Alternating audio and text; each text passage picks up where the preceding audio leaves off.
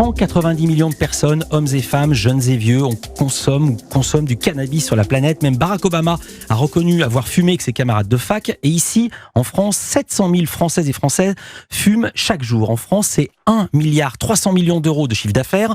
Mais cet argent échappe à l'État. Et le deal de shit, c'est la première cause d'incarcération en France. Bonsoir Stéphanie Loridon.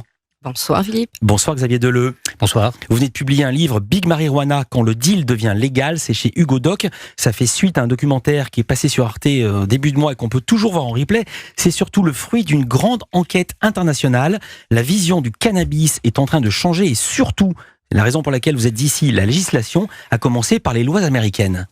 Absolument. Aux États-Unis, tout a commencé en 1996. Parce que dans ce pays, les États ont une procédure qui ressemble à un référendum et des citoyens peuvent mettre au vote des questions. Et donc en 1996, un groupe d'activistes a réussi à faire voter une loi légalisant le cannabis médical. Et donc ça, c'était la première étape. Ça a poursuivi pendant plusieurs années. Et aujourd'hui, vous avez 10 États dans lesquels le cannabis à usage récréatif est légal, c'est-à-dire un Américain sur 4 vit dans un État où il peut acheter du cannabis légalement. Je ne vais pas tous les citer, il y a le Colorado, la Californie, le Nevada, l'Oregon, pour citer des grands. Et les premières conséquences que vous montrez de la légalisation du cannabis aux États-Unis, ça touche le Mexique. Oui, alors ça c'est notre tournage là-bas qui nous a révélé, effectivement, on s'est posé la question, quel est l'impact finalement? Parce que jusqu'ici, les fournisseurs de weed illégal aux États-Unis, c'était les Mexicains. Voilà. Je dis ça pour les gens qui sont moins instruits que vous. Voilà, donc effectivement, on est allé sur place, on est allé voir les gens qui travaillent pour cette chaîne, donc les gens qui cultivent, les gens qu'on appelle les accaparateurs, donc ces sortes de grossistes qui livrent au cartel. Et en fait, chez eux, c'est la crise. C'est-à-dire que ils n'arrivent plus à vendre leur herbe, ils sont en train d'essayer de trouver de l'herbe de meilleure qualité parce que celle qui faisait jusqu'ici, elle est pas terrible par rapport à celle du marché légal. Leur taux de THC est beaucoup plus faible. Si vous voulez vraiment un produit qui défonce un peu plus, il faut aller sur le marché légal. Donc ils sont plus du tout compétitifs. Et aujourd'hui, ce qu'on a remarqué sur place, qu'on raconte dans le livre, c'est que les cartels se tournent vers un plan B. Alors le plan B, c'est d'aller vers d'autres drogues ou d'autres activités, parmi lesquelles l'héroïne qu'on retrouve en force dans des États comme le Michigan, par exemple. Mais justement, une des craintes des opposants à la légalisation du cannabis, et vous le montrez, vous avez eu ça, c'est que les dealers sont abattus sur la cocaïne, sur l'héroïne, qui sont rentables, mais aussi beaucoup plus dangereuses.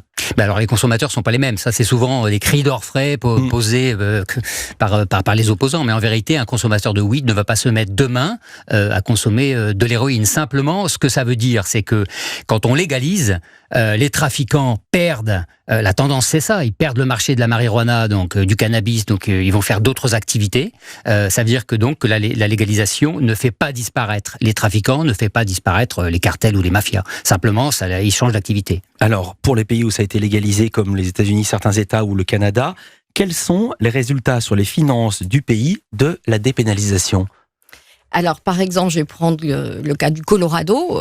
Depuis qu'ils ont ouvert des magasins de cannabis légal, il y a 6 milliards de ventes de cannabis légal qui ont eu lieu en 6 milliards de ventes. Mais combien revient à l'État? Est-ce qu'avec ça, on peut faire des routes, construire des écoles ou améliorer des gymnases? Au Colorado, ils ont fait un choix bien précis. Ils utilisent l'argent collecté à travers les impôts du cannabis pour financer l'éducation, rénover les écoles, construire de nouvelles écoles et bien sûr des actions de prévention. Donc sur les 6 milliards de ventes, d'abord c'est 6 milliards qui échappent aux trafiquants et sur ces 6 milliards, il y en a 1 milliard qui est allé à l'État. Alors, vous citez l'exemple du Canada où Justin Trudeau, le Premier ministre, avait légalisé le cannabis et où une grande part du gouvernement, enfin des gens de l'exécutif, se sont lancés dans le business du cannabis. Et on voit des entreprises totalement modernes à qui va profiter cette légalisation. On voit que beaucoup regrettent que ça profite notamment à des grands groupes d'alcool. Pardon de les citer, il y a Heineken, il y a Coors, il y en a d'autres qui se sont mis sur ce segment. Alors là, oui, très clairement, ceux qui bénéficient de la légalisation, ce sont des grandes entreprises, soit au Canada des entreprises spécialisées, des producteurs autorisés de cannabis. Le numéro 1 mondial s'appelle Canopy. Son président est un homme absolument étonnant. On l'a rencontré. Il a une audace absolument phénoménale. Il va très vite. Il achète des boîtes de cannabis dans le monde entier. Il ouvre des installations partout. Aux États-Unis, c'est plus compliqué puisque c'est légal. La vente de cannabis est légale dans 10 États, mais pas au niveau fédéral. Donc, vous ne pouvez pas coter une entreprise de cannabis sur la bourse américaine. Vous devez aller la coter au Canada, par exemple. Et alors, comment ça se passe en France? Parce qu'on a l'impression qu'on est un tout petit peu à la traîne. Oui, je crois qu'on aura du mal. Enfin, c'est pas pour demain. Ah bon? Une cotation d'un groupe de cannabis qui rentrerait dans l'indice du CAC 40. Non, mais avant même la cotation, déjà, la légalisation, je vais vous faire entendre un exemple. C'était pendant la campagne électorale. Nous sommes en 2016 et le candidat Emmanuel Macron s'était déclaré ouvert, sinon à la légalisation du cannabis, du moins à en discuter. On l'écoute. Aujourd'hui, le cannabis pose un problème, en effet, de sécurité, de lien avec la délinquance dans des quartiers difficiles, de financement de réseaux occultes. Et donc, on voit bien que la légalisation du cannabis a des intérêts de ce point de vue. Le sujet est ouvert et doit être considéré. Quand on regarde d'ailleurs l'incapacité qu'ont les magistrats de régler le problème d'un point de vue pénal, on voit que nous sommes dans un système très hypocrite. Donc vous n'êtes pas contre? Donc je ne suis pas contre, tout à fait. Il n'est pas contre, mais il n'est pas pour.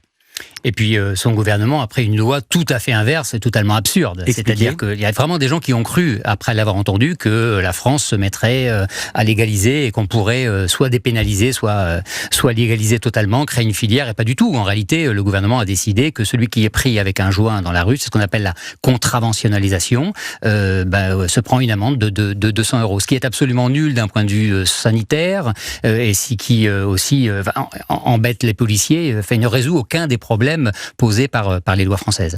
Et alors, vous dénoncez l'utilisation du cannabis faite par la police. Vous dites que c'est une aubaine pour les compteurs de la police nationale. Expliquez le principe. C'est la politique du chiffre, en fait.